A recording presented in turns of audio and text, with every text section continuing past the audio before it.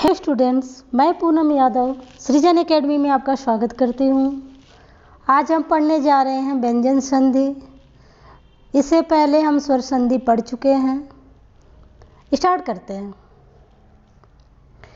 व्यंजन संधि में चूँकि सारी किताबों में यही परिभाषा दी गई है, व्यंजन का मेल स्वर या व्यंजन से हो तो जो विकार उत्पन्न होता है उसे व्यंजन संधि कहते हैं। लेकिन क्या ये सही है? मुझे लगता है ये सही नहीं है। क्यों? क्योंकि व्यंजन संधि में हम देखते हैं व्यंजन का व्यंजन प्लस व्यंजन, स्वर प्लस व्यंजन, व्यंजन प्लस स्वर, अर्थात व्यंजन संधि में व्यंजन का मेल व्यंजन से होता है तथा स्वर का मेल व्यंजन से होता है या व्यंजन का मेल स्वर से होता है। इस हिसाब से व्यंजन संधि की परिभाषा क्या होनी चाहिए? स्वर या व्यंजन का मेल स्वर या व्यंजन से होने पर जो विकार उत्पन्न होता है उसे व्यंजन संधि कहते हैं। हाँ स्टूडेंट्स, ये ध्यान रखें आप कि संधि पढ़ने से पहले आप वर्णमाला की वीडियो ज़रूर देखें। नीचे डिस्क्रिप्शन बॉक्स में मेरे लिंक मिलेगा वर्णमाला का, उसे आप देखने के बाद ही व्यंजन संधि या कोई भी संधि चैप्टर ही वर्णमाला पढ़ने के बाद ही पढ़ें, तो आपको अच्छे से व्यंजन संधि या संधि कोई भी संधि समझ में आ जाएगी।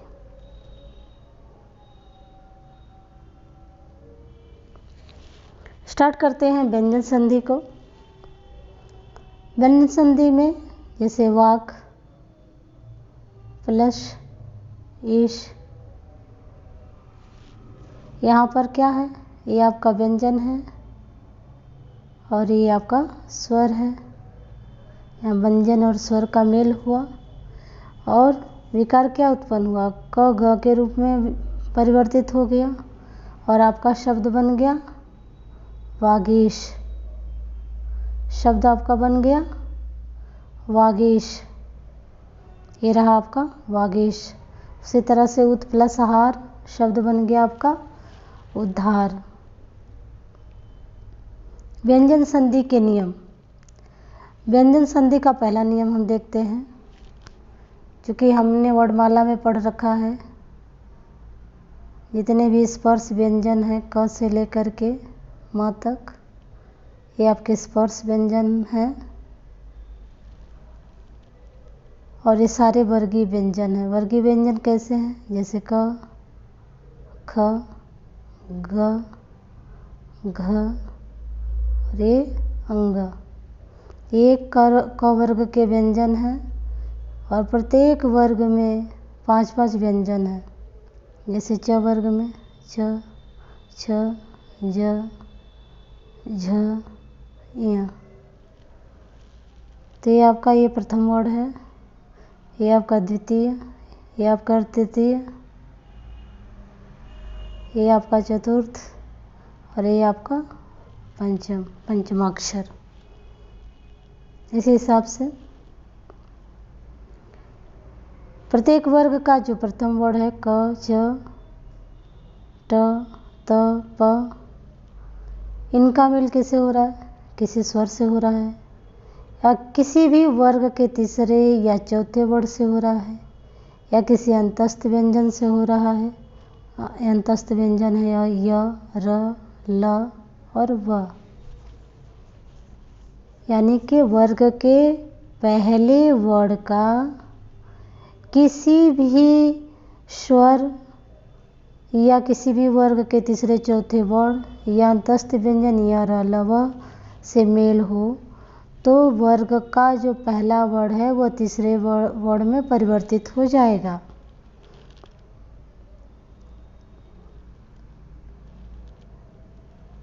जैसे क का देखें ग में किस तरह परिवर्तित हो रहा है, दिक, दिक प्लस गज का बदल गया ग में, और चूंकि ये ग आधा है तो आपका शब्द बन गया दिग्गज।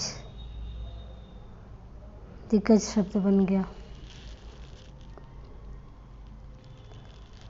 आपका ये वाक है, वाक प्लस ईश।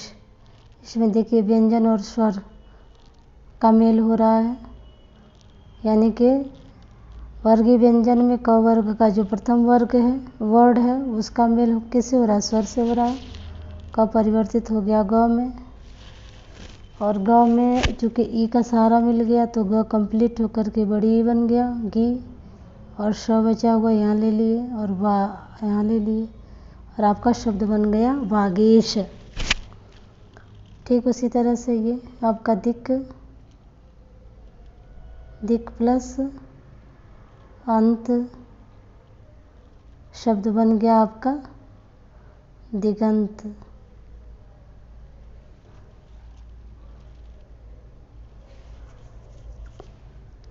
देखते हैं हम च का परिवर्तन ज में किस तरह हो रहा है।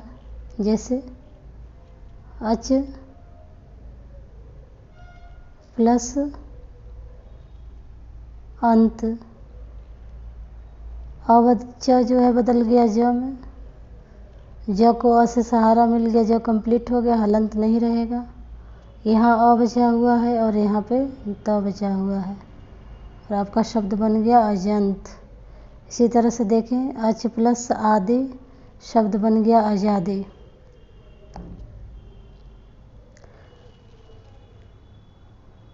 अब ये देखते हैं हम त का कैसे द में परिवर्तन होता है। ये आपका शब्द है भगवत, इसमें हमने भजन का मेल कराया। ये चतुर्थ वर्ण है, प वर्ग का चतुर्वर्ण भ है। जैसे भगवत, भगवत प्लस भजन, तब बदल गया किस में, द में। यहाँ बचा हुआ टुकड़ा हम यहाँ जोड़ लेंगे भगव, और ये भजन जो पीछे का बचा हुआ इसे हम जोड़ लेंगे, और नया शब्द बन गया भगवत भजन। भगवत भजन बदल करके भगवत भजन में हो गया। क्यों? क्योंकि द चेंज हो करके अपने वर्ग के तीसरे वर्ण में परिवर्तित हो गया। उसी तरह से देखें ये आपका बना हुआ है सत प्लस गुण सद्गुण, उत प्लस योग उद्योग, सत प्लस भावना सद्भावना। अब ये देखते हैं हम प का परिवर्तन ब में किस प्रकार हो रहा है। यहाँ देखेंगे अप प्लस ज, प बदल गया किस में, ब में, चूँकि हलंत यहाँ लगा हुआ है। अब यहाँ ज जोड़ेंगे तो ऐसे तो लिखते नहीं हैं, तो लिखेंगे कैसे, ऐसे अब्ज, और ये आपका शब्द बन गया अब्ज।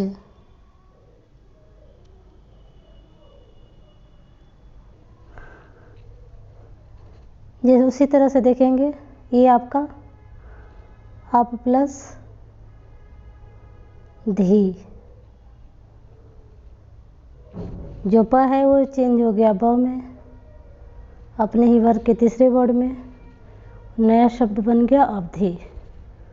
शुभ प्लस अंत शुभद।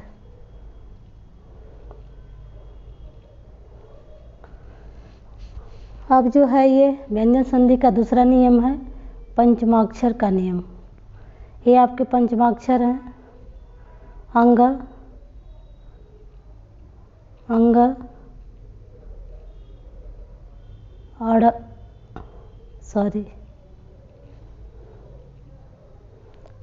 आपके पंचमाक्षर कौन कौन से होते हैं, अंग, इय, अड़, उसके बाद होता है आपका कौन सा, न और म। ये आपके पंचमाक्षर हैं। तो क अपने वर्ग के अंग में बदलेगा, ट बदलेगा अपने अड़ में, त बदल जाएगा न में, च बदल जाएगा य में, प बदल जाएगा मो में। और ये कब होगा? जब इनका मेल म और न से होगा। यानी कि प्रत्येक वर्ग का जो प्रथम वर्ण का मेल म और न से होने पर प्रत्येक वर्ण अपने ही वर्ग का पंचमाक्षर हो जाएगा। जैसे क बदल जाएगा अंगा में, ट बदल जाएगा अड़ में, त बदल जाएगा न में, च बदल जाएगा य में, प बदल जाएगा म में। अब देखें किस तरह से हो रहा है। जैसे उत प्लस मत, उत प्लस मत, त बदल गया किस में? न में, और नया शब्द बन गया क्या? उन्मत्त। उसी तरह से ये तत् प्लस मय तन्मय, चित प्लस मय चिन्मय, जगत प्लस नाथ। देखिए यहाँ पे त का मेल न से हो रहा है और शब्द बन रहा है जगतनाथ। जैसे ये वाक प्लस मैं, यहाँ बन गया शब्द वांगमय। अभी हम देखते हैं छ संबंधी नियम। देखें इसमें आ गया ना आगे स्वर। ये आपका ह्रस्व स्वर अ ई उ या आ का मेल यदि छ से हो तो च का आगम हो जाता है, यानी कि च वर्ण बढ़ जाता है। वो किस तरह से? देखें स्व प्लस छंद, दोनों के बीच में च बढ़ गया, च का आगम हो गया और शब्द बन गया स्वच्छंद। परि प्लस छेद और बीच में च बढ़ गया आधा च और शब्द बन गया परिच्छेद। आ प्लस छादन, च बीच में बढ़ गया और शब्द बन गया आच्छादन। अनु प्लस छेद, शब्द बन गया अनुच्छेद क्योंकि च का आगम हो गया। ठीक उसी तरह से देखिए आपका विच्छेद भी बना हुआ है। एक मैं दिखा देती हूँ आपको। ये देखेंगे अनु प्लस छेद। अब ये जो है आपका ह्रस्व स्वर है, ह्रस्व स्वर ऊ है, इसका मेल किससे हो रहा है? छ से। और बीच में क्या हो जा रहा है? च प्लस हो जा रहा है आधा च और शब्द आपका बन जा रहा है अनुच्छेद। अगला नियम है इसका त संबंधी नियम। त संबंधी नियम थोड़ा सा बड़ा है, इसमें कई सारे नियम हैं। त का मेल यदि च या छ से हो तो त जो है च में परिवर्तित हो जाता है। त का मेल यदि च या छ से हो तो त च में परिवर्तित हो जाता है। देखें यहाँ पे सत प्लस चरित्र, त बदल गया च में और शब्द बन गया सच्चरित। ये देखें सत प्लस चित, त बदल गया च में और शब्द बन गया सच्चित। ये देखें सत प्लस चेष्टा, त बदल गया च में और शब्द बन गया आपका सचेष्टा, सचेष्टा। ये त का मेल यदि ज या झ से हो तो त ज में बदल जाता है। त का मेल यदि ज या झ से हो तो त ज में परिवर्तित हो जाता है। जैसे सत प्लस जन, त बदल गया ज में और शब्द बन गया आपका सज्जन। जगत प्लस जननी, शब्द बन गया जग जननी। विपत प्लस जाल, विप जाल। उत प्लस ज्वल, उत प्लस ज्वल। आपका शब्द बन गया क्या? त बदल गया ज में और शब्द बन गया उज्ज्वल।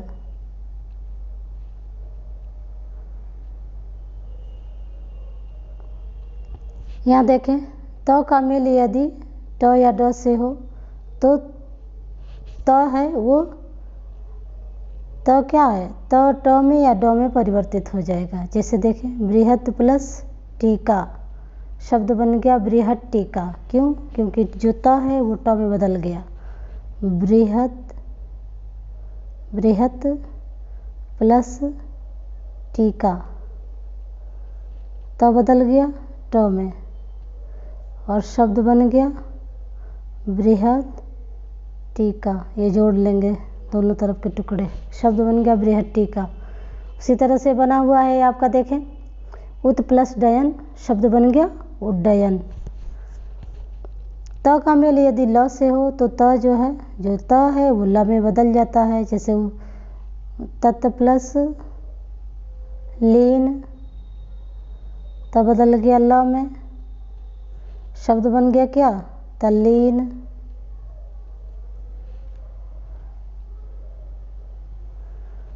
ठीक उसी तरह से उत प्लस लेख उल्लेख, उत प्लस लाश उल्लास।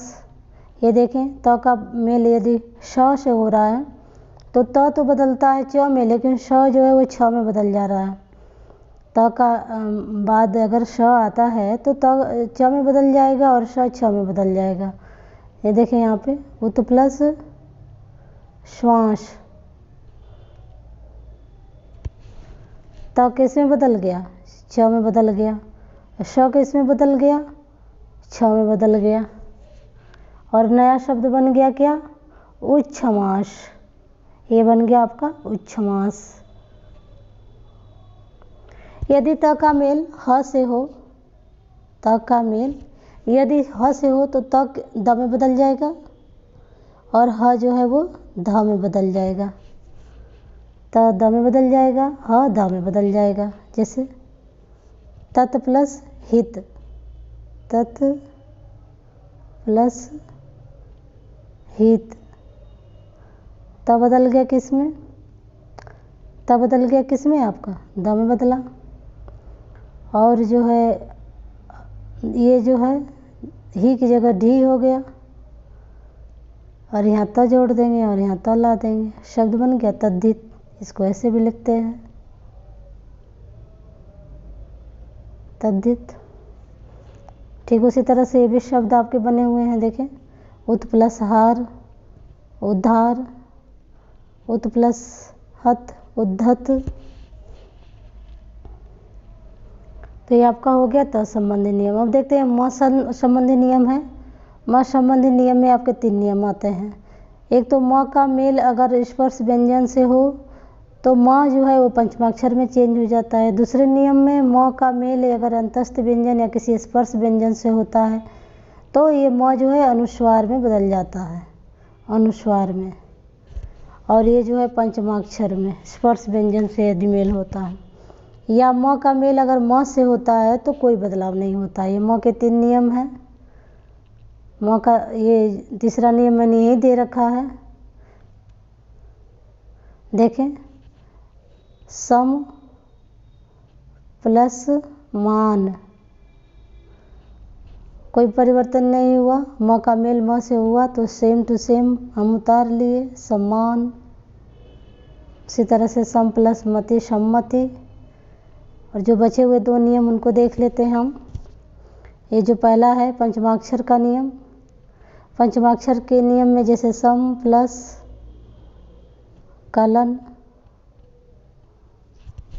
तो म बदल गया पंचमाक्षर में और आपका शब्द बन गया संकलन।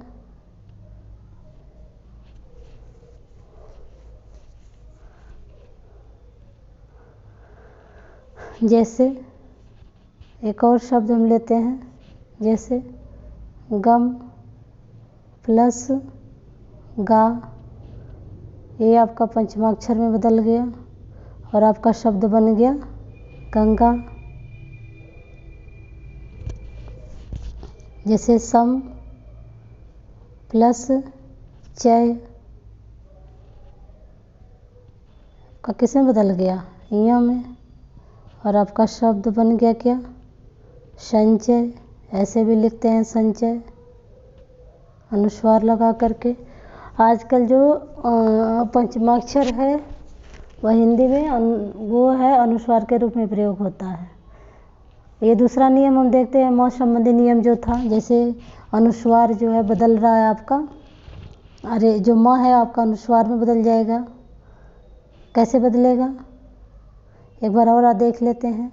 म का मेल यदि किसी अंतस्थ व्यंजन से होता है या किसी स्पर्श व्यंजन से होता है,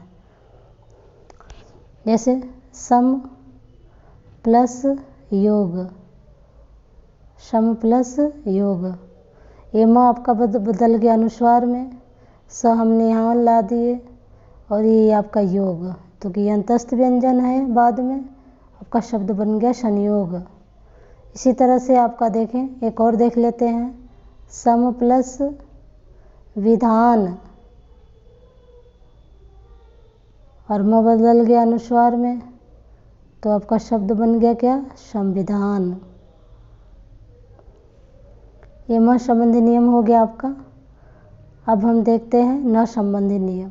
इसमें री, र और मूर्धन्य श, इनका मेल यदि न से हो तो न जो है वड़ा में परिवर्तित हो जाता है। जैसे परि प्लस नाम, परि प्लस नाम। अब ये जो है यहाँ देखें, चूँकि र है, र का मेल किससे हो रहा है, न से, तो न किस में परिवर्तित हो गया, अड़ा में। अब अड़ा को आ की मात्रा इसमें हम ला देंगे, ड़ा हो गया, य म हो गया ये, और ये परि, और आपका शब्द बन गया परिणाम। ठीक उसी तरह से देखें, ये भूस प्लस न, ये देखें मूर्धन्य श का मेल न से हो रहा है और आपका शब्द क्या बन जा रहा है, भू ष ड़। ये देखें आपका प्र प्लस मान, आपका बन गया शब्द प्रमाण। राम प्लस अयन, रामायण। सहसंबंधी नियम में हम देखते हैं, सहसंबंधी में कोई भी अ आ से भिन्न स्वर हो, यानी कि अ आ को छोड़कर कोई भी स्वर हो, उसका मेल यदि दंत स से होता है या छोटे स से होता है तो चेंज हो करके मूर्धन्य स में छोटा सा या दंत स चेंज हो जाता है। जैसे देखें, वी प्लस, ये आपका दंत स, लेकिन अभी चेंज हो गया मूर्धन्य श में और आपका शब्द बन गया विषम। इसी तरह से ये देखें, आपका ये भी बन रहा है, वी प्लस शाद, वी प्लस साद, शब्द बन गया विषाद। आगे हम देखते हैं, आज यहीं रहने देते हैं, विसर्ग संधि नेक्स्ट वीडियो में बनाऊंगी। आज के लिए बस इतना ही। उम्मीद है कि आज का टॉपिक आपको समझ में आ गया होगा। पसंद आए तो लाइक, शेयर और सब्सक्राइब करें ताकि आपको मेरी नेक्स्ट वीडियो मिल सके। Thank you.